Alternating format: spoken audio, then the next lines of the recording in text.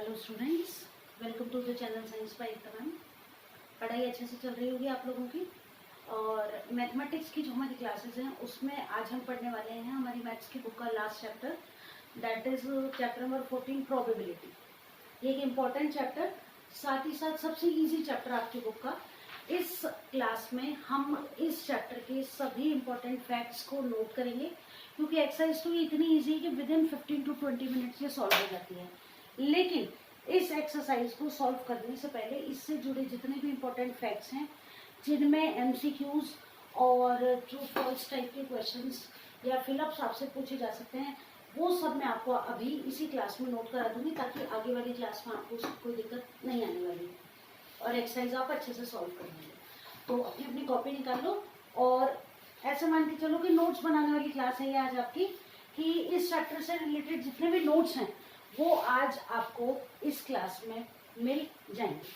तो one by one हम note करते जाते हैं। फर्स्ट वन इज, सबसे पहले हम क्या पढ़ने वाले हैं, तो देखिए सबसे पहले हम ये जाने कि ये जो प्रोबेबिलिटी है वो है क्या।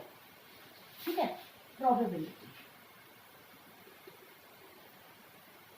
प्रोबेबिलिटी इसे हिंदी में कहा जाता है प्रायिकता, यानी कि किसी घटना के होने के बारे में पता चले या नहीं होने के बारे में पता चले, उसको क्या कहा जाता है, प्रायिकता कहा जाता है। तो it is the quantitative measure of, लिखिए, it is the quantitative measure of likelihood of an event to occur। आगे बात समझ में, देखिए, it is a quantitative measure of likelihood of an event to occur, या of occurrence of an event, दोनों में से हम कुछ भी कह सकते हैं। यानी कि इसका मतलब ये हुआ कि ये एक मात्रा है जो हमें ये बता रही है कि कोई घटना अकर यानी कि घटित होगी या नहीं होगी। अब प्रोबेबिलिटी से जुड़े जो इम्पोर्टेंट फैक्ट्स हैं, जो कि ज्यादातर आपसे एग्जाम्स में पूछे जाते हैं, वन बाय वन हम उनको नोट करते जाएंगे। सबसे पहली चीज, ये जो फॉर्मूला मैं नोट कर रही हूँ, ये आपको हर क्वेश्चन में लिखना पड़ेगा। Probability of an event, event को हम ई से डिनोट कर रहे हैं। ठीक है, तो प्रोबेबिलिटी ऑफ एन इवेंट जिसको हम ई से डिनोट कर रहे हैं, हम लिखेंगे यहाँ पर number of outcomes favourable to E, यानी कि इस घटना से जुड़े हुए पॉसिबल आउटकम्स या फेवरेबल आउटकम्स जितने भी होंगे उनको हम ऊपर लिखेंगे, और नीचे हम लिखेंगे टोटल नंबर ऑफ आउटकम्स।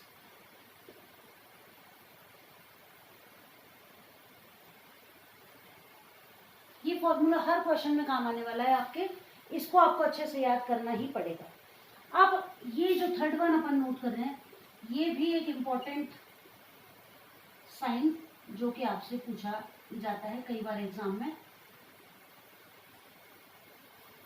समझ में आ रहा है क्या लिखा हुआ है? देखो यहाँ पर मैंने ये जो साइन बनाए हैं, है ना, ये जो साइन है इनका क्या मतलब है।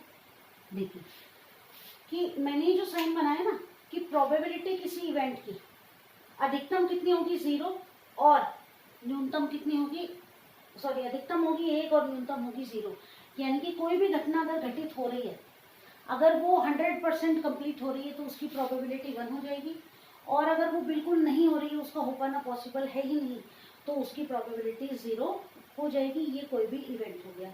ये साइन से जुड़ा क्वेश्चन आपसे कई बार पूछा जाता है, इसलिए मैंने इसको साथ में आपको नोट करवा दिया है। ठीक है, अब अगर मैं लिखती हूं कि इफ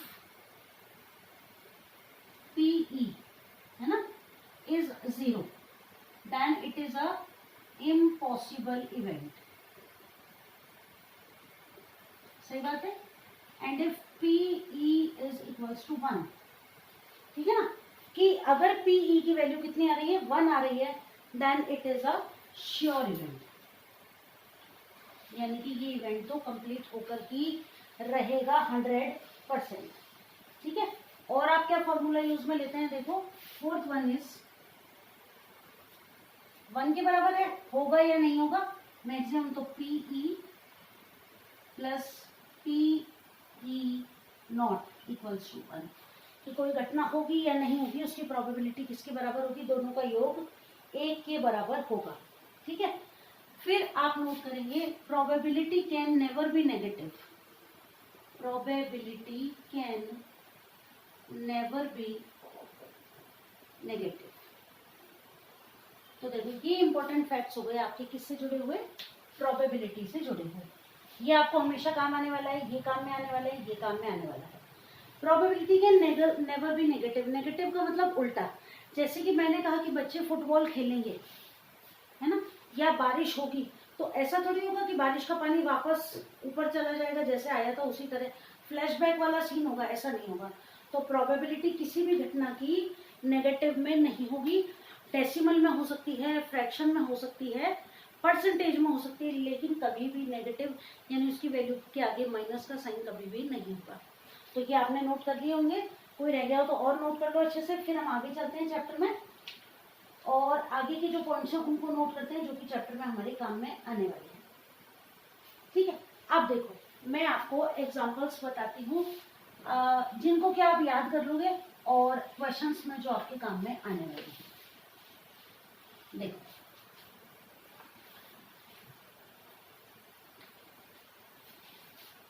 अब हम नोट कर रहे हैं पॉसिबल आउटकम्स,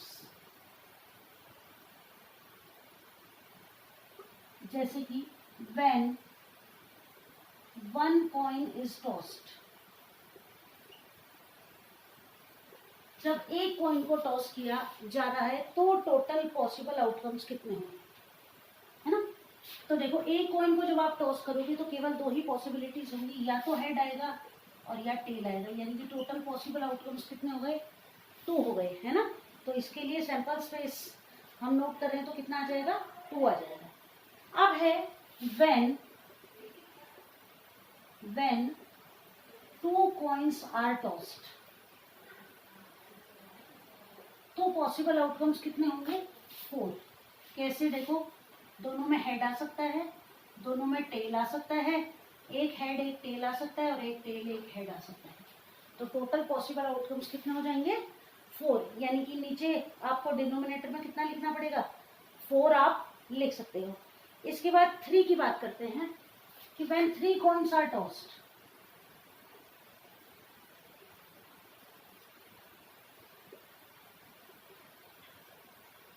तो पॉसिबल आउटकम्स कितने होते हैं, 8। अपने आप बना सकते हो क्या, या बना के बताऊं, तो देखो तीनों में हेड आ सकता है, तीनों में टेल आ सकता है, हेड टेल हेड आ सकता है, टेल हेड टेल आ सकता है, हेड हेड टेल आ सकता है, टेल टेल हेड आ सकता है, हेड टेल टेल आ सकता है और टेल हेड हेड आ सकता है। हो गए क्या 8 पॉसिबल आउटकम्स, देख लो 4 and 4 8। ठीक है, तो 3 कॉइन्स जब एक साथ टॉस किए जाएंगे तो पॉसिबल आउटकम्स होंगे कितने, 8। और जब 4 कॉइन्स को आप टॉस करोगे, वैसे आपसे पूछा नहीं जाता लेकिन फिर भी हम नोट कर लेते हैं कि when 4 coins are toss together, तो टोटल पॉसिबल आउटकम्स कितने होते हैं, 16 होते हैं। ठीक है, ये आपने नोट कर लिया। अब अगर हम डाइस की बात करते हैं, ठीक है ना, तो डाइस के अंदर टोटल आउटकम्स कितने होते हैं, 6, क्योंकि डाइस में कितने नंबर होते हैं, लूडो वगैरह खेलते हो ना। तो अब when 2 dice are thrown together,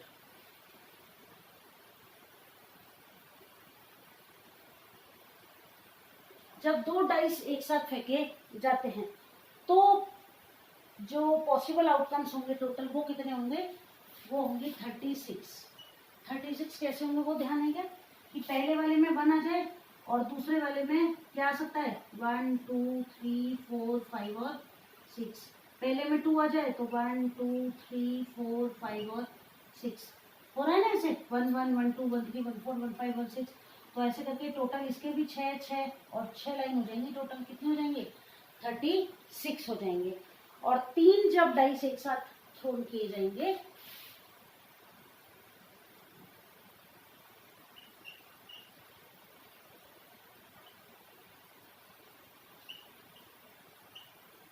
तो पॉसिबल आउटकम्स हो जाएंगे टोटल 216। ठीक है, अब आगे हम बात करते हैं प्लेइंग कार्ड्स की। नोट कर लिया कि ये, और देख लो एक बार, कुछ रह रहा हो तो नोट कर लो इसको।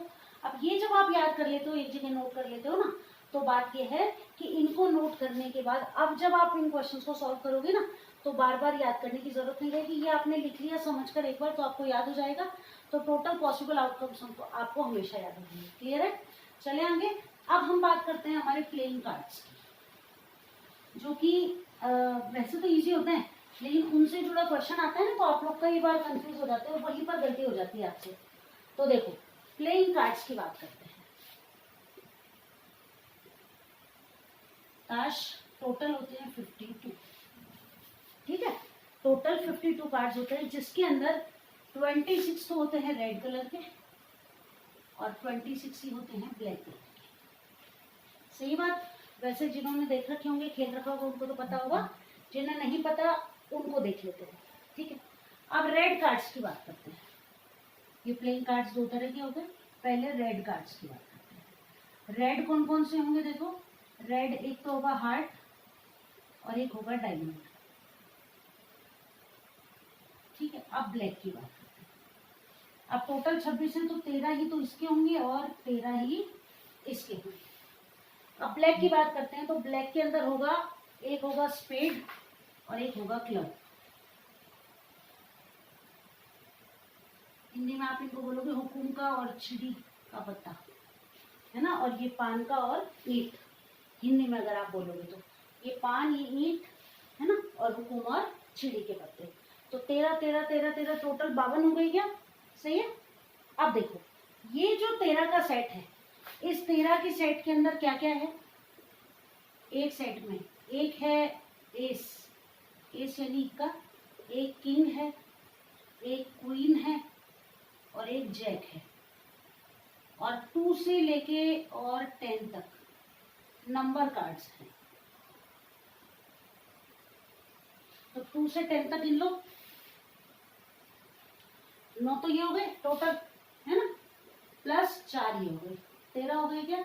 तो इस तरह हर तरह के 13 पत्ते आपको आपकी जो कार्ड है ना, डेक ऑफ कार्ड्स, इसके अंदर मिल जाएंगे, ठीक है। अब इसके अंदर एक चीज और आती है, एक तो होते हैं फेस कार्ड और एक होते हैं non face card. Face card जो होते हैं, ये 3 होते हैं, गुलाम, बेगम और बादशाह। ये कितने हो गए? देखो, 4 इसके, 4 इसके और 4 इसके, तो कितने हो गए? 12। और ये कितने रह जाएंगे? 52 में से 12 को लेस कर दो तो ये रह जाएंगे 40। तो अब देखो कितने सारे क्वेश्चन तैयार हो गए। 1 2 3 4 और 5 क्वेश्चन इसमें से आपके तैयार हो गए। नोट कर लो एक बार और कि प्लेइंग कार्ड्स टोटल 52 होते हैं। 52 में से 26 ब्लैक और 26 रेड होते हैं। रेड में हार्ट और डायमंड दोनों के 13 पत्ते, ब्लैक में स्पेड और क्लब, इसके भी 13 पत्ते। अब 13 के अंदर क्या क्या है? एक एस, एक किंग, एक क्वीन, एक जैक और 2 से लेकर 10 तक नंबर कार्ड्स। तो हर 13 के अंदर ये वाले 13 पत्ते आपको मिल जाएंगे। अब जिन पर ड्राइंग बनी हुई होती है उनको कहते हैं फेस कार्ड। तो किंग, क्वीन और जैक ये तो 3 हो गए, 4 इसके, 4 इसके, 4 इसके, 12 पत्ते। और नॉन फेस कार्ड जो है वो 52 में से आपने इन 12 को जब लेस कर दिया तो नॉन फेस कार्ड आपके पास कितने आ गए? टोटल 40 नॉन फेस कार्ड आपके पास आ जाता है। तो आपको अब ये जो चैप्टर हम पढ़ रहे हैं ना, इसके अंदर अब हम सॉल्व करते हैं, हमारी एक्सरसाइज को स्टार्ट करते हैं सॉल्व करना 14.1 को। ये जो क्लास है आपकी नोट्स बनाने वाली क्लास, ये सब अगर आपने नोट कर लिया ना, तो इस एक्सरसाइज का आप ये मान के चलिए लगभग 5 मार्क्स की क्वेश्चन इस एक्सरसाइज में से आपके आने वाले हैं। तो ये एक्सरसाइज आपकी गलत हो ही नहीं सकती। पहली बात तो एक्सरसाइज इतनी ईजी है, और दूसरी बात ये जो हमने नोट कर लिया तो क्वेश्चन पूछा इन्हीं में से जाता है बस। बाकी तो आपको पता ही है कि फेवरेबल आउटकम्स कितने, उसी को तो लिखना है केवल आपको। चलिए, तो अब हम शुरू करते हैं हमारी एक्सरसाइज 14.1 को सॉल्व करना। एक्सरसाइज 14.1 देखिए, पहला जो आपका क्वेश्चन है उसमें आपको फिलअप्स, पहला जो हमारा क्वेश्चन है इसमें हम सॉल्व कर रहे हैं फिलअप्स को। फिलअप्स के अंदर देखिए, पहला क्वेश्चन जो है ना हमारा वो है कि probability of an event E plus probability of an event not E. तो ये अभी अभी हमने नोट किया था, देखो, probability of event E plus probability of event not E is equals to 1। अभी अभी हमने नोट किया है, तो पहले फिलअप में हमारा आंसर आ जाएगा 1। दूसरा है probability of an event that can not happen is dash, such an event is called dash. तो देखिए वो इवेंट जो हो ही नहीं सकता उसकी प्रोबेबिलिटी हो जाएगी 0 और उसे क्या कहा जाएगा, इम्पॉसिबल इवेंट। थर्ड जो है उसमें देखिए कि probability of an event that is certain to happen is, तो जो इवेंट सर्टेन होगा उसकी प्रोबेबिलिटी कितनी हो जाएगी 1 और इसको क्या कहा जाएगा, श्योर इवेंट, जो कि 100% होगा ही होगा। Fourth one is the sum of probabilities of all the elementary events of an experiment is, किसी भी इवेंट का सम सारी प्रोबेबिलिटीज का कितना हो जाएगा 1, बताइए हमको। और लास्ट वन क्या है हमारा, the probability of an event is greater than और equal to dash and less than और इक्वल टू। तो प्रोबेबिलिटी हमेशा 0 नहीं हो सकती, इसलिए 0 से ज्यादा होगी और दूसरे वाले में आ जाएगा 1 से ज्यादा नहीं होगी। 0 से हमेशा ज्यादा होगी यानी कि 0 से कम नहीं होगी और 1 से ज्यादा नहीं होगी। ये तो हमारा पहला क्वेश्चन सॉल्व हो गया जिसमें हमने फिलअप्स को सॉल्व किया। अब आगे वाले जो क्वेश्चंस हैं उनको सॉल्व करना हम सीखें ताकि हमारी ये एक्सरसाइज कंप्लीट होनी स्टार्ट हो जाए। तो देखो पहला आपका क्वेश्चन नंबर 4 जो है, which of the following can not be the probability of an event. Option A जो है वो आपको दे रखा है 2/3, ऑप्शन बी जो है वो आपको दे रखा है -1.5, ऑप्शन सी जो है वो आपको दे रखा है 15% और ऑप्शन डी दे रखा है 0.7। तो अगर आपने पहले 10 मिनट पहले मेरी बात सुनी होगी तो अभी अभी मैंने आपको बोला था कि अपॉन में हो जाएगा, फ्रैक्शन में हो जाएगा, डेसिमल में हो जाएगा, परसेंटेज में हो जाएगा, लेकिन it can never be negative. तो आपका आंसर हो जाएगा -1.5। अगला क्वेश्चन है इफ पीई इज 0.05। ये जो क्वेश्चन है ना आपका, ये मान के चलो कि ये क्वेश्चन आपसे एग्जाम में पूछा जाता है। ये जो नंबर है ना ये चेंज हो जाएगा, बाकी ये क्वेश्चन आप श्योरिटी मान के चलो कि आपसे पूछा ही जाता है एग्जाम में। सॉल्व करने का तरीका देख लेते हैं।